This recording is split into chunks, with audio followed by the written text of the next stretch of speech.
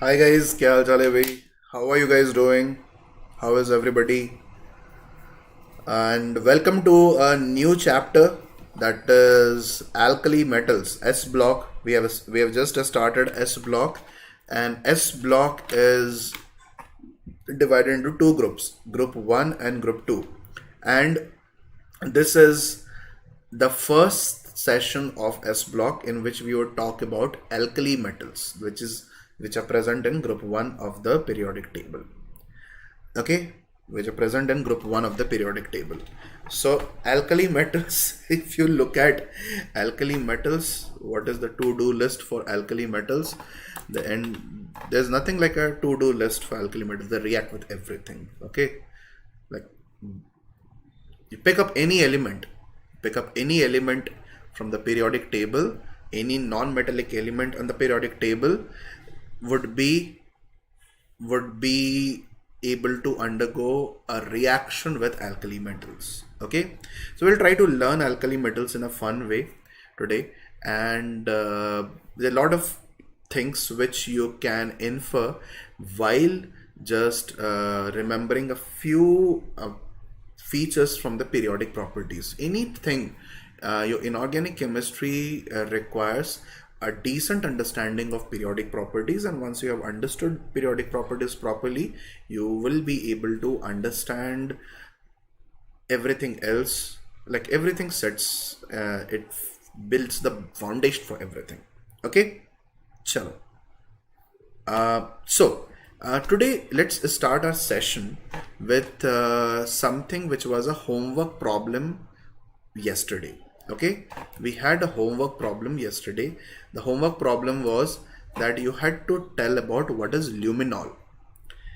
In fact, in forensic TV series like CSI and a lot of movies, you might have found that they use these glow sticks to detect fingerprints and everything. Okay, fingerprints of everything. So what is, I had to ask you to identify what is luminol. Some people have answered. So what is luminol? Luminol is this organic compound. Luminol is this organic compound. Okay, when it reacts with H2O2, the reaction takes place in such a manner that it requires a catalyst. The catalyst is very important over here, and it forms a product. It undergoes oxidation, forms a product, and when this reaction occurs, it produces energy.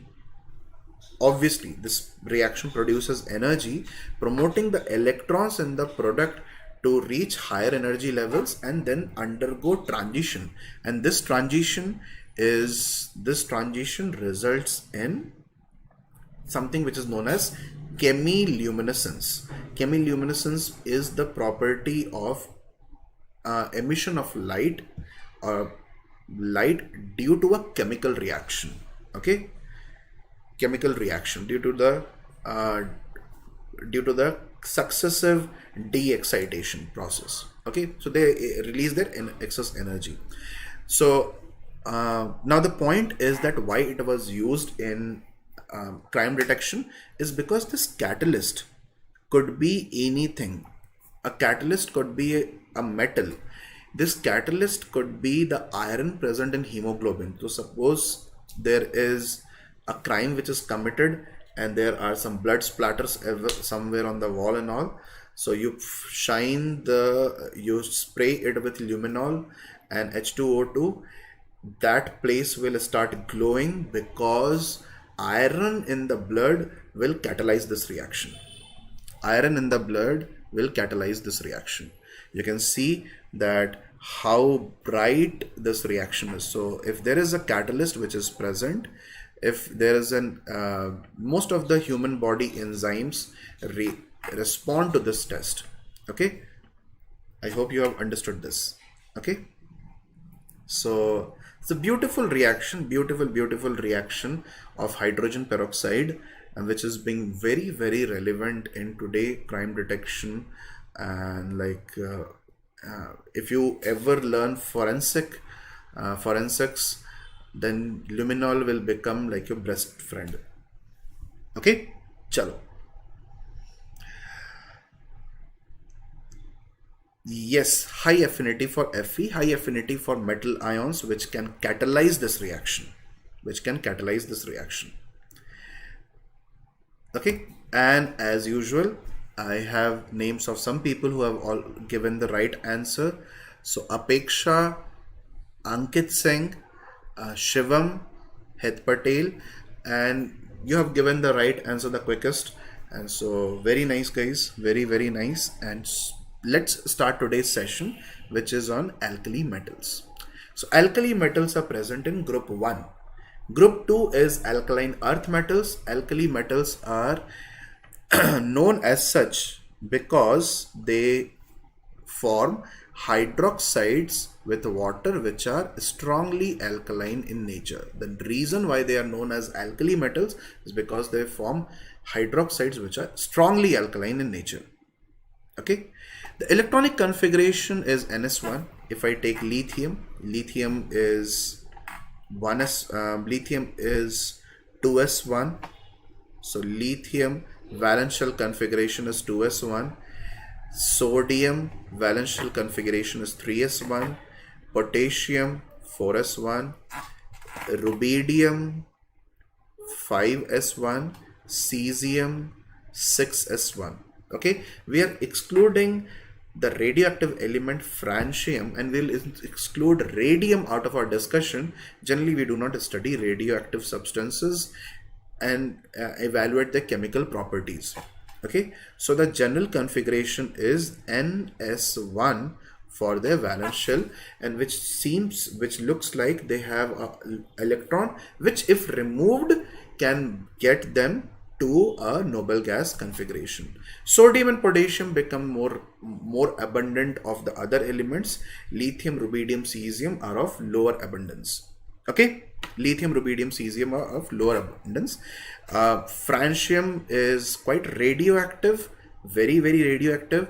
It disintegrates in just 21 minutes. So which means if you have a kg of francium, it will become half a kg in just 21 minutes. So the amount will keep on decreasing. Okay, now if I look at their occurrence, we continue with the occurrence. The reactive metals, sodium and potassium, amongst all the metals, sodium and potassium are slightly abundant. Lithium, rubidium, cesium are less abundant, and francium is the least abundant species of all. Also, you have to remember one very important feature that you have read in periodic properties, that is known as diagonal relationship. Diagonal relationship. In diagonal relationship, we say that an element in a particular period is diagonally similar to an element which occurs in the next period. Okay, which occurs in the next period. So lithium, beryllium, magnesium. So lithium and magnesium show a diagonal relationship. Beryllium shows, so we have boron and aluminium. Beryllium shows a diagonal relationship with aluminium. So diagonal relationship is between two different periods, and elements present in like second period and third period, they will be able to show diagonal relationship. Their properties are slightly different from the properties of the other elements. So lithium's property is different from the rest of the group. Beryllium's property is different from the rest of the group. It's like I have an individuality and I will not follow your trend. Okay, I'll not follow your trend. This is me, this is who I am, kind of a situation. Okay, chalo. So if I look at the physical properties of these elements, the physical properties are very easily understood. As you can see that lithium floats. So lithium is not that very dense. These elements are fairly soft because of weak metallic bonding, and they're silvery white in color, and they're soft and light materials. The softness is due to weak metallic bonding and large size of atoms. They're the largest atoms present in the periodic table. They're the largest ones which are present in the periodic table. So please do remember the softness arises due to weak metallic bonding. And you can see that lithium is floating and sodium and potassium are present below this solvent. Can you guess what could be this solvent, or can you guess what could be this liquid? It's not a solvent, obviously, otherwise it would have become a solution. We want to preserve the nature of sodium and potassium. We do not want it to combine. Can you please guess what is this liquid present in these three small containers? What could be the liquid present in these three small containers? Any guesses? What could this liquid be which is present in these three small containers?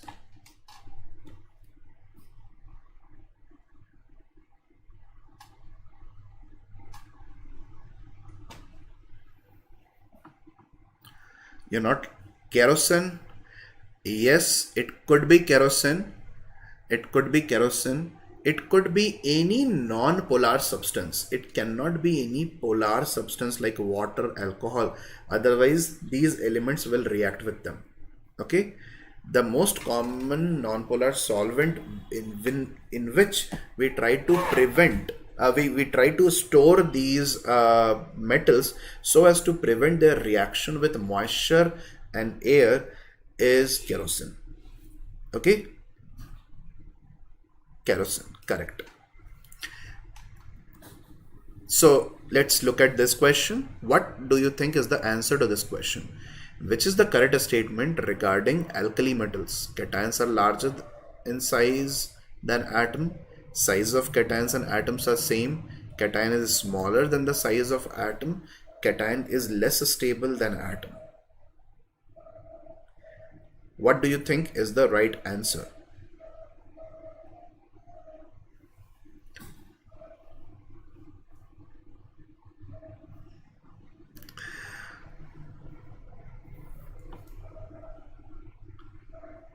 What do you think is the right answer?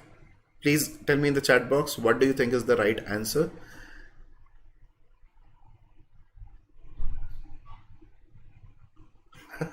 It cannot be water, man. It cannot be water. The right answer,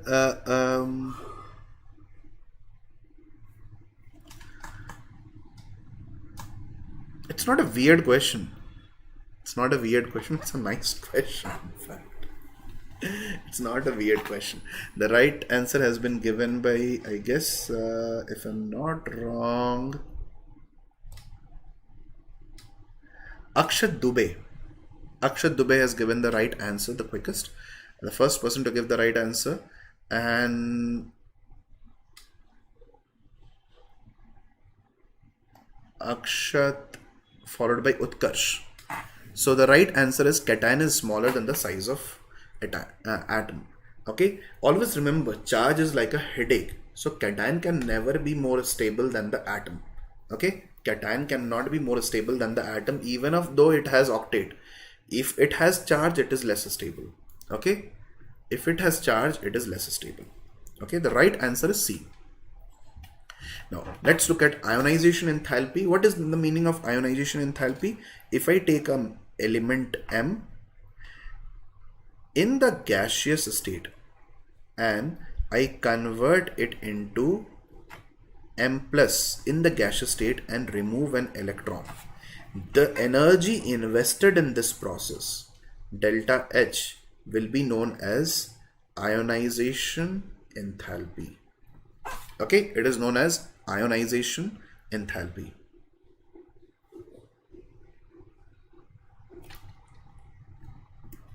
Okay, ionization enthalpy. Now, how do you define ionization enthalpy? Ionization enthalpy is defined as the amount of energy which is invested or which is to be provided to an atom to remove amount of energy which is to be provided to an atom or to an electron to remove it from an isolated gaseous atom. Please do remember, isolated gaseous atom to form a cation. This is very important, that you need to take an isolated gaseous atom. You cannot take a atom which is present in the metallic state. Okay, you cannot take the solid one. You have to take the gaseous atom. Okay. Now it's just not the energy required to remove an electron, it is the energy required to remove the outermost electron from an isolated gaseous atom. As you go down the group, the final electron, the last electron goes away, the nuclear charge that it perceives is less, so less energy will be required to remove this electron. Less energy would be required to remove this electron. Now, why do we need isolated? Because it could happen that if it is present in the metallic state, the amount of energy which is given is not completely invested in removing the electron. A part of it could be invested in melting the solid. Part of it could be invested in just increasing the thermal vibration of the atoms at their mean positions. So the whole energy is not involved in just removing the electrons. You might be providing, let's say, 100 kilojoule per mole of energy, but that energy is not completely involved in removing the electrons. Okay, is that clear? Is that clear? Why do you need isolated? Why do you need isolated? Why do you need isolated? Have you understood this part? That why do you need isolated is because you want to estimate the correct value of energy. You want to identify that if there is no attractive interaction, if the atom is free, then how much energy is being required by it to remove an electron. Okay, chalo. Let's move on to the. So if I look at ionization energy, I just told you that ionization energy will decrease down the group. Or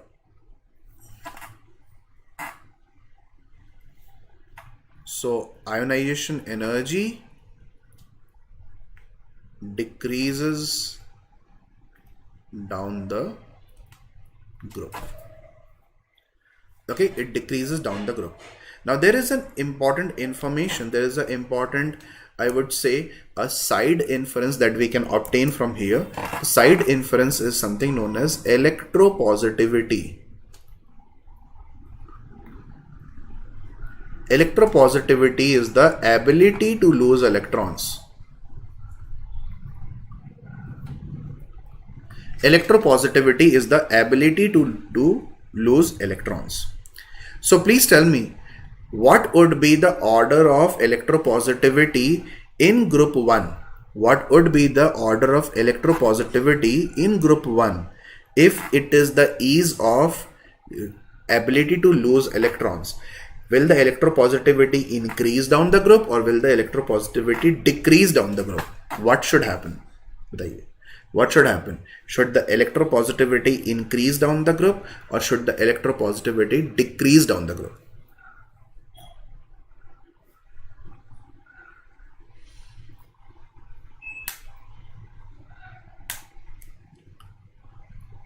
They are more electropositive, but what is the correct order? What will be the correct order? It will increase. Very good. So electropositivity increases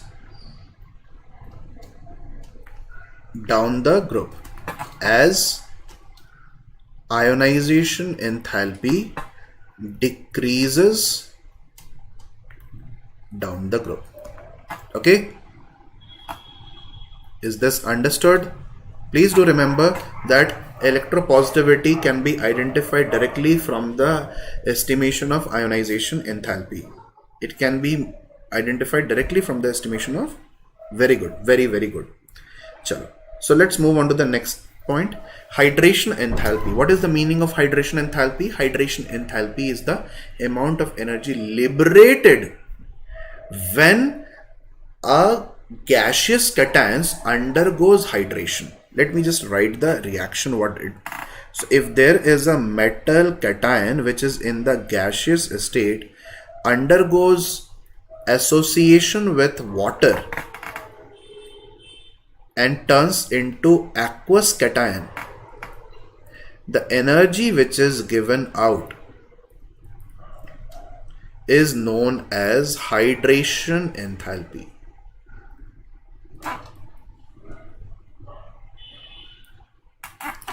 hydration enthalpy. Clear? Hydration enthalpy. Why it is known as hydration? Hydration, the meaning of hydration is that if there is a metal, it will be surrounded by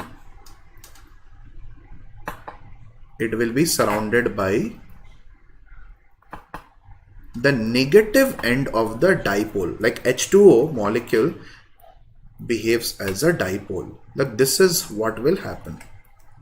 So try and understand it in this way, that M plus is a very famous movie star and these are his fans.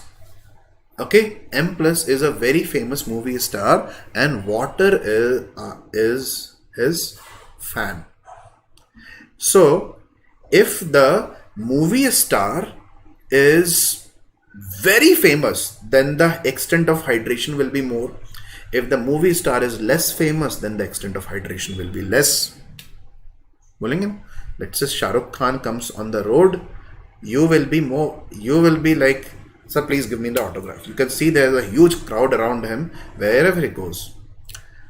But we take Rajkumar Rao for that matter. A lot of people do not know him. So Rajkumar Rao might be ignored by a lot of people.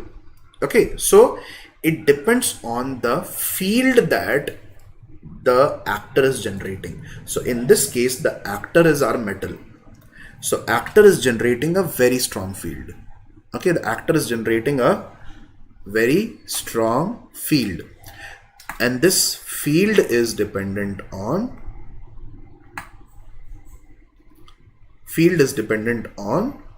charge density, which is charge by volume.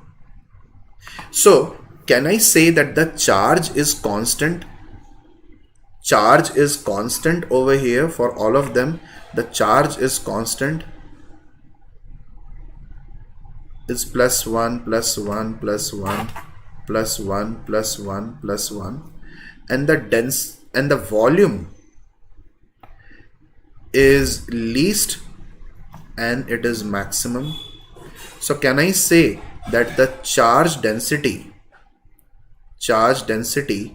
is maximum over here and minimum over here? So hydration, so field will be maximum, and field will be minimum. And if field is maximum, then hydration is maximum,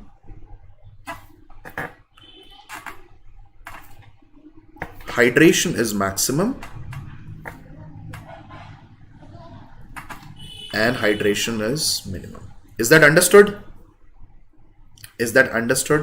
Do you get the point that how hydration energy or extent of hydration is related to charge density and to the field?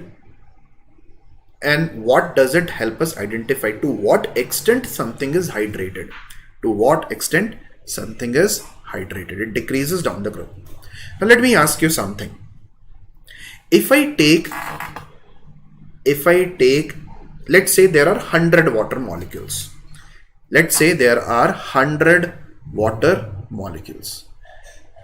Out of these 100 water molecules, Li plus, if is combining with, or if it is being surrounded by 99 water molecules, then cesium plus would be surrounded by an expected number of how many water molecules? Cesium plus, if there are 100 water molecules and out of 100 water molecules 99 are surrounding Li plus, then cesium plus must be surrounded by how many water molecules? Make an estimate, give a ballpark figure, a rough estimate of how many water molecules could be surrounded.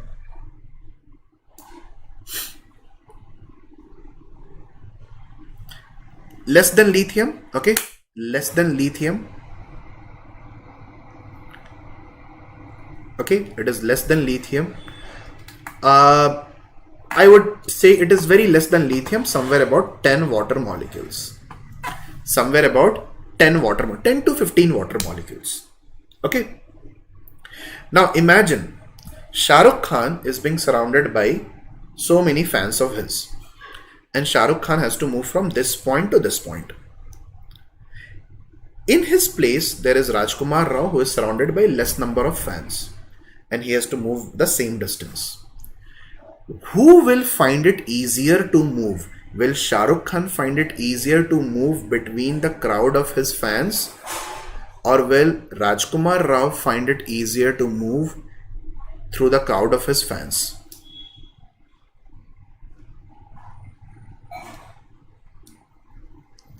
Thank you, Aviral.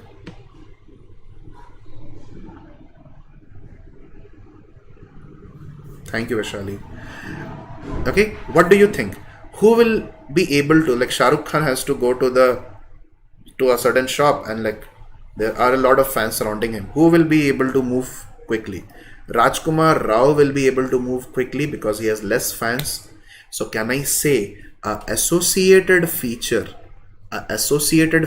is ionic mobility. An associated feature is ionic mobility. Okay, ionic mobility. Ionic mobility is higher if the crowd of water molecules which are surrounding this cation is lesser. So ionic mobility increases. If I say ionic mobility increases as hydration decreases. Okay, so if I look at ionic mobility, can I say that it will decrease? So it will, if I look at ionic mobility, then can I say that ionic mobility will increase down the group?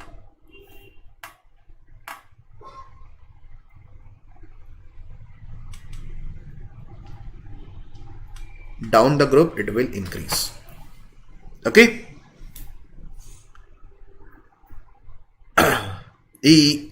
It's not adsorption, man. It is association. It is known as the ion dipole interaction. The interaction over here is ion dipole. Just an interaction. Clear? Ionic mobility, yes. Conductivity is again dependent on ionic mobility. Conductance is in fact dependent on ionic mobility. If the ionic mobility is higher, then the ability for the charge to travel will be higher, and the conductance will also be higher. Okay, conductance will also be higher. Is that clear?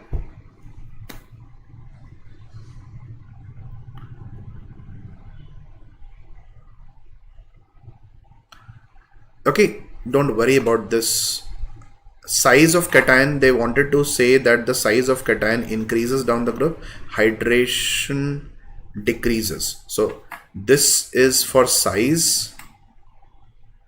Okay, down the group size increases, and this is about ionic mobility, which so this is about hydration energy, which decreases down the group.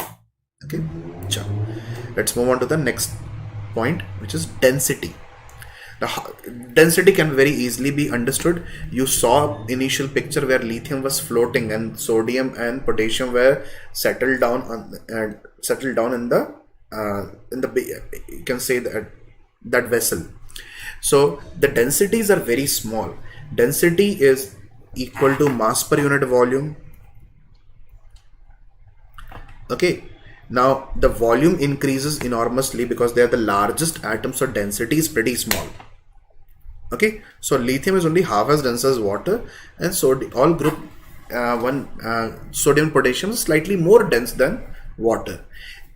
In fact, the density is, if you look at the order of density, potassium however is lighter than sodium, which is due to an abnormal increase in atomic size because of penultimate d orbitals. So please do remember that as we go down the group, the density should increase. Down the group, density increases as mass increase is more than volume increase. Mass increase is more than the volume increase. Clear? The mass increase is more than the volume increase. Is that clear? I hope you have understood this. Density is usually very low, but among the metals in the group, down the group, the density will increase because the mass of the metal increases to a greater extent compared to the extent to which volume has to increase. Man, a lot of people are talking about PDFs. Let me talk to the team what we can do in this regard. Right now there is no provision of providing the PDF, but let me talk to the team. Okay, let me talk to the team. Okay, let's look at this question. What is the sequence of ionic mobility in the aqueous solution? What is the sequence of ionic mobility in the aqueous solution? What do you think will be the right answer?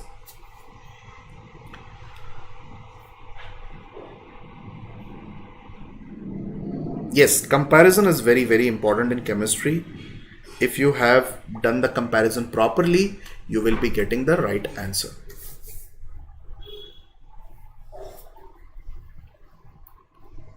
So what is the sequence of ionic mobility in aqueous solution? What do you think is the most appropriate answer over here?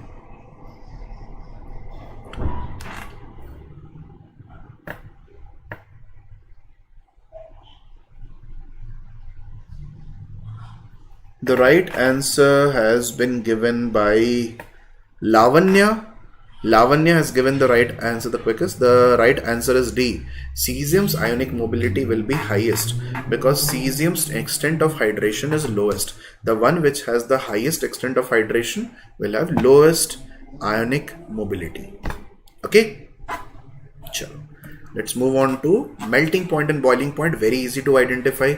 Melting point and boiling point will decrease down the group because the metals become increasingly soft, the volume increases, the extent of metallic bonding decreases. So cohesive energy depends on number of electrons that can take part in bonding. So as you go down, the extent of metallic bonding decreases because the size becomes large. So the melting point decreases down the group. Okay, melting point decreases down the group. So please do remember, the melting point decreases down the group.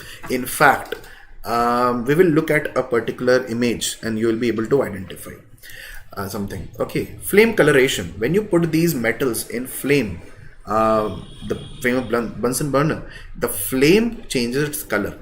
The reason why flame changes its color is because these metals have very low ionization energy. The amount of energy that is absorbed from the Bunsen burner is involved or invested in exciting the electrons, and upon de-excitation of these electrons, some color is observed. Okay, they give out the wavelength which is observed in some form of color. Okay, some color, and this color is unique to each and every one.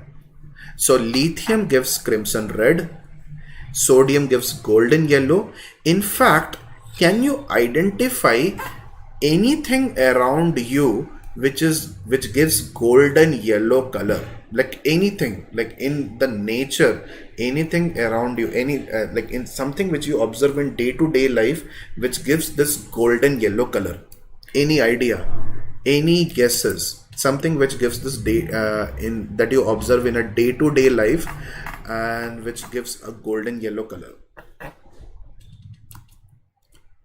Day-to-day life which gives a golden yellow color.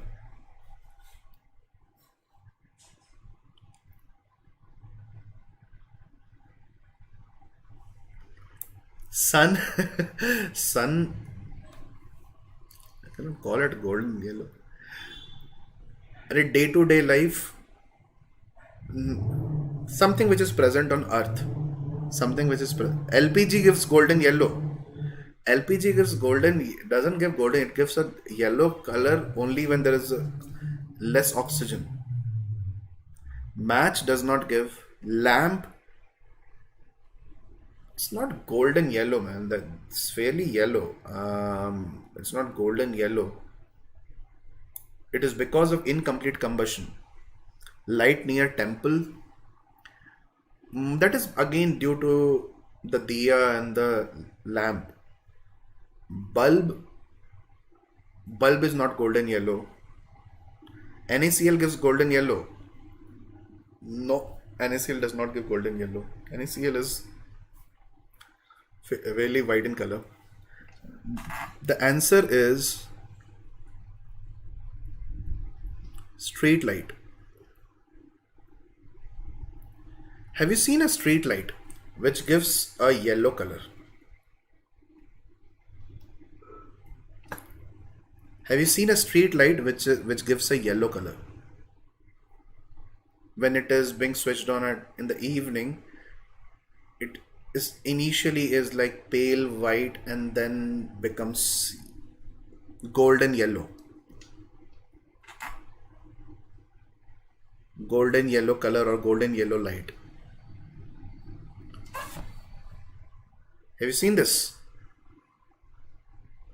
Acha, you want to talk about that bulb. Okay. Yeah, exactly. That bulb is a sodium vapor bulb. Okay, so that's street light uses sodium vapor bulb.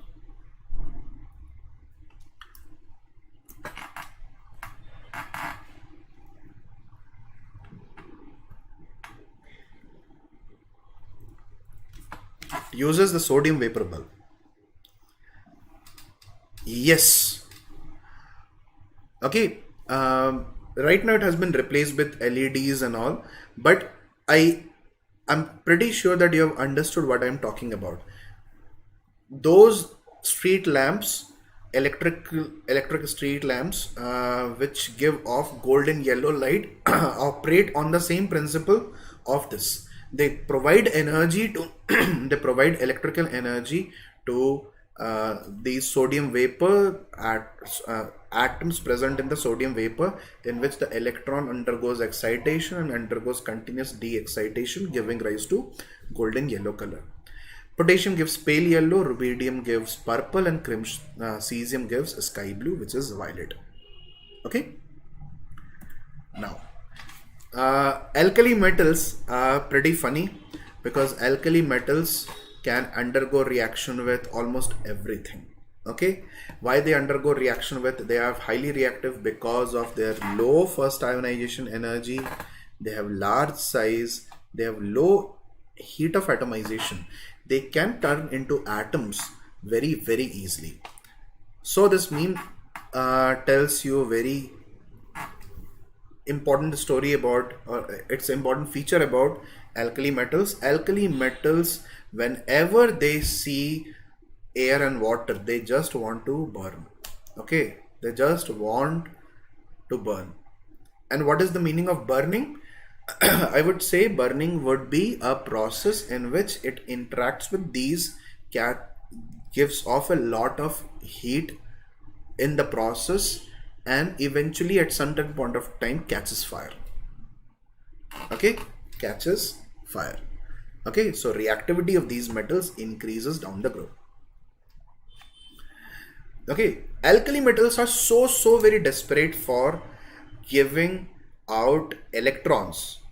Okay, so they are desperate for giving out electrons that they just want to combine with anything. So desperate for giving out electrons.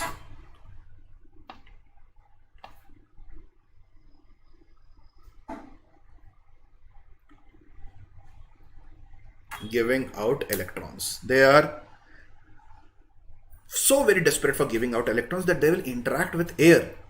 They will undergo aerial oxidation. Their surface will get tarnished. surface will undergo reaction. Surface will turn into an oxide. Okay, and so they give a huge amount of energy in doing so. Please do remember, because of this, we store them in kerosene so that they do not come in contact with air or moisture. Not just moisture, we do not want it to come in contact with air or moisture. However, the extent, okay, the extent of combination is different. Like, the nature of combination is slightly different. Lithium can form oxide, metal can form, sodium can form peroxide, and rubidium, cesium, and potassium, rubidium, cesium form superoxide. Can you see this? Superoxide is being formed by, superoxide has been formed by rubidium, cesium, potassium, rubidium, cesium. Peroxide has been formed by sodium. And oxide has been formed by lithium. Now, how do we rationalize this, that why lithium is forming, why lithium, yeah, not only alkali metals. Let me just explain this. What is the reason this thing is observed? So, oxide, this is peroxide, and this is superoxide. Okay, if I have to write this, let me just write in much more proper manner.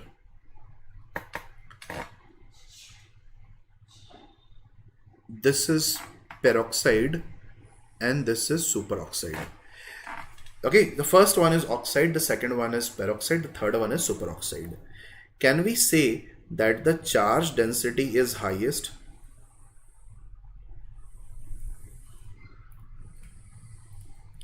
And over here, charge density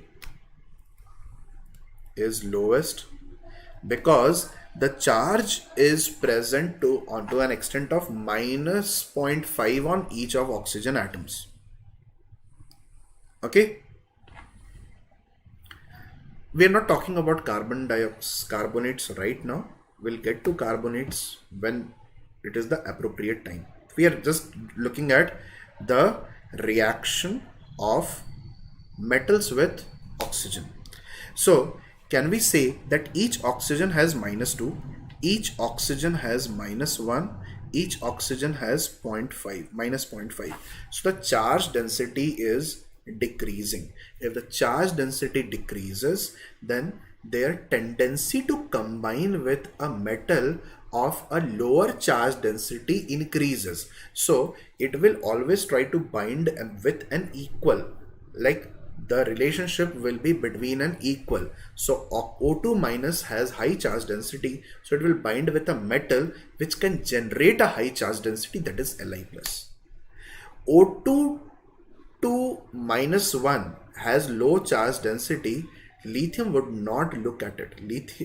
That will be captured by potassium, rubidium, and cesium.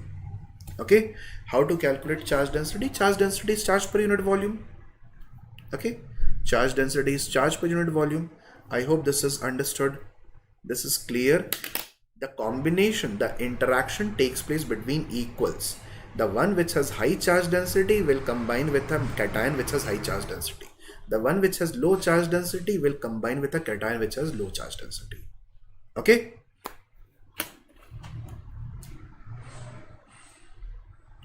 Is that clear? Chalo. Let's move on to the next question. When sodium reacts with excess of oxygen, the oxidation state of oxygen changes from. So sodium reacts with oxygen. What is the change in oxidation state of oxygen? What is the change in oxidation state of oxygen? What is the right answer to this question? What is the right answer to this question?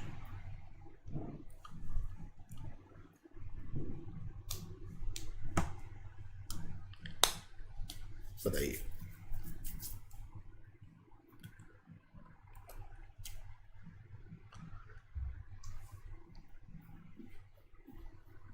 The right answer will be A.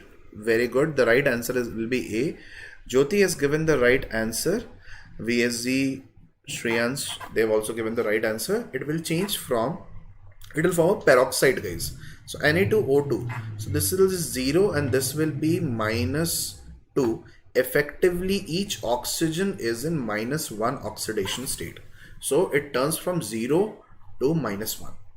0 to -1. Very good, guys. Very, very good. What is the reactivity towards water? Now, this is very, very essential to understand that these metals react violently with water except for lithium. Lithium is the only metal which reacts gently. Lithium is the only metal which reacts gently. The other metals react violently. The reason why the other metals react violently, because whatever energy is given out is also invested in melting the metal. So you take a metal, you put it in water, some energy is given out upon hydration. That energy which is given out in hydration is absorbed by the metal and the metal melts. So now a more surface area is available for a reaction, and so sodium melts on the surface and the molten metal skates and may catch fire. Other metals will always catch fire. Okay. However, if I look at the tendency for a metal to undergo oxidation in water, okay, Utkarsh, you might have answered later, man. Don't worry about it. I know you. Okay, so lithium is converted into Li plus, and lithium gets converted into Li. This is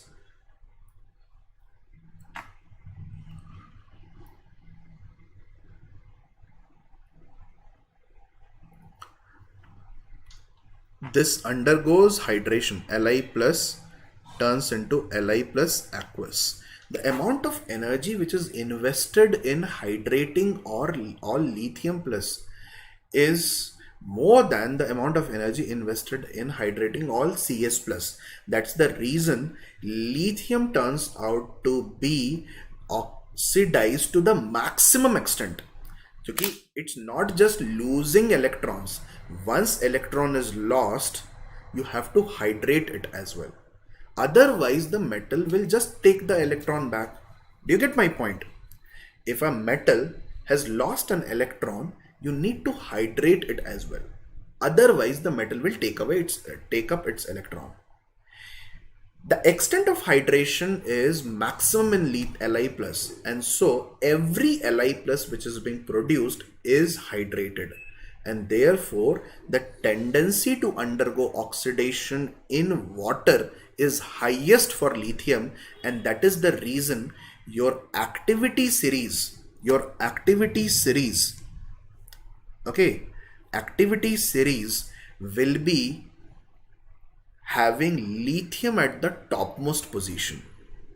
Activity series, you might have seen activity series. Hydrogen is somewhere in the middle, and you have lithium, sodium, lithium, potassium, calcium, sodium, something like this. So lithium is on the top. Why lithium is on the top? Because the activity series is written for an aqueous solution, written for a reaction with water. So a tendency for these metals to undergo reaction with water is high, very, very high. The highest tendency being with lithium. All of these will form hydroxides and liberate hydrogen gas. How will I show experiments, man?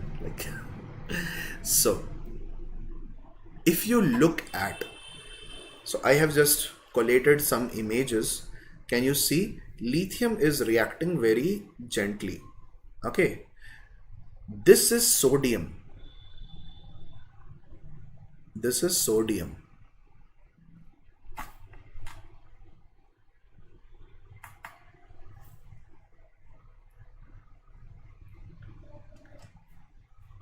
This is sodium. You can see sodium catches fire. Similarly, potassium catches fire, and rubidium there is a more explosive reaction. Rubidium, there is a more explosive reaction.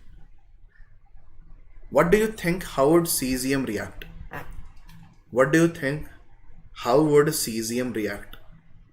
Any guesses? How would cesium react? How would cesium react? Any guesses? What will happen? Let's say this is the container. You add cesium to it. What will happen to it? What will happen if you add cesium to it? It will be a more violent reaction, isn't it? It will be a more violent reaction. And how would that reaction look like? The reaction will look like, it will not be a nuclear explosion, man. How can it be radioactive? How can it be radioactive? Radioactive does not mean high reactivity. Radioactive substances are very, very calm and quiet. It's very explosive. Okay. This is what happens with cesium. The last one is of cesium. Okay. The last one is of cesium.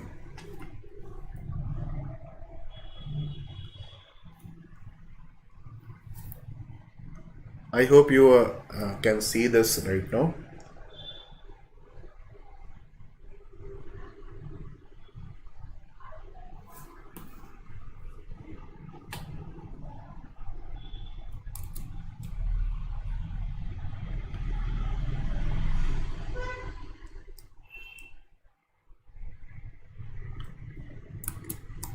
Okay, the first one is lithium, man. The first one is lithium. This is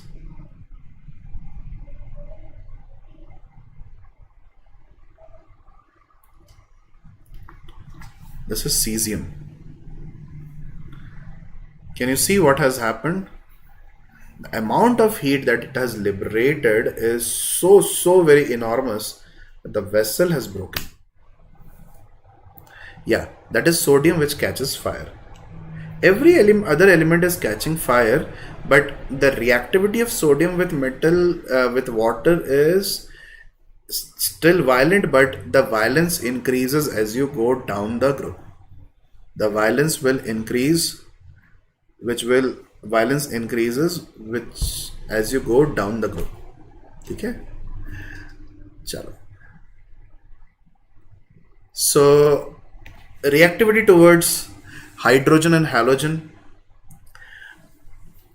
Hydrogens will form hydrides. Okay, hydrogens will form hydride and halogens will form halides. Hydrogen will try to take an electron and will form ionic hydrides, ionic or saline hydrides.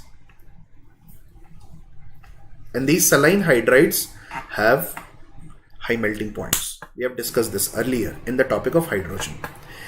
And they react with non-metals like halogens, and the reactivity is highest for fluorine, because fluorine, the lattice that is being formed by interaction with fluorine is the strongest. Okay, lithium fluoride is however insoluble in water. Other halides are soluble in water.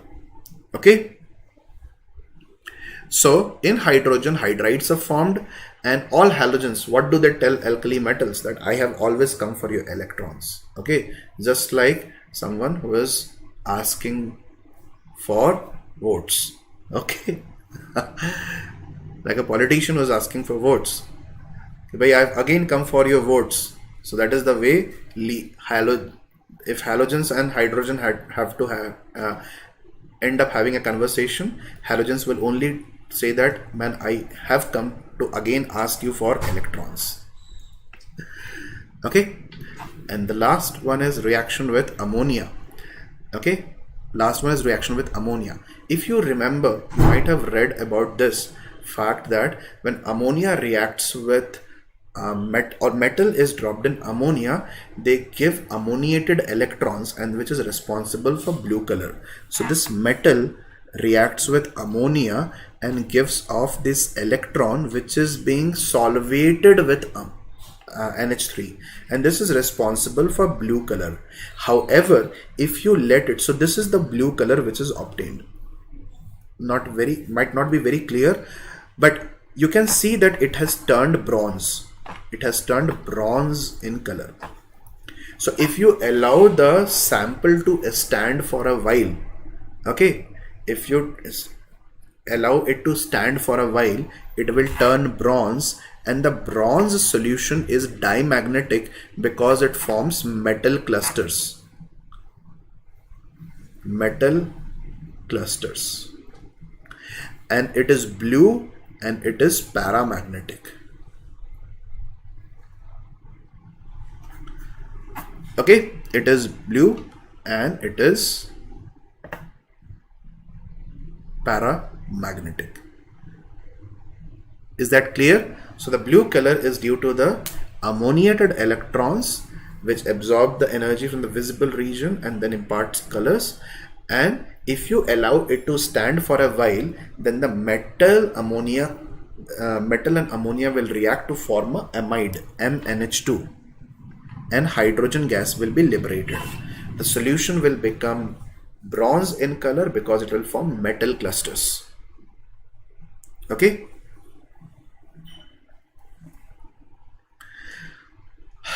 Is that clear? So with this we will end today's session. Please do take this as a homework question.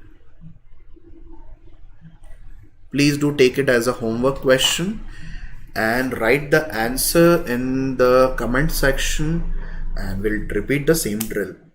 I hope you have enjoyed today's session, and today's session must have been informative. If you watch these sessions more than once, all this information that I have been talking about will just sink in your brain and will stay there. It will not get sublimated. Okay? Chalo. And so, this is Saurav Goswami signing off. We will meet tomorrow at the usual time, that is 10:30. And we will meet with Alkali Metals part 2, in which we would discuss what are the different compounds they form, what are the different properties that they have. Okay, chalo. Bye bye guys, have a lovely time. Please stay safe, please keep yourself safe, and please be happy. Okay, chalo, bye bye. Pahul sir will be coming back by 25th if I'm not wrong. Okay. Chalo, bye bye.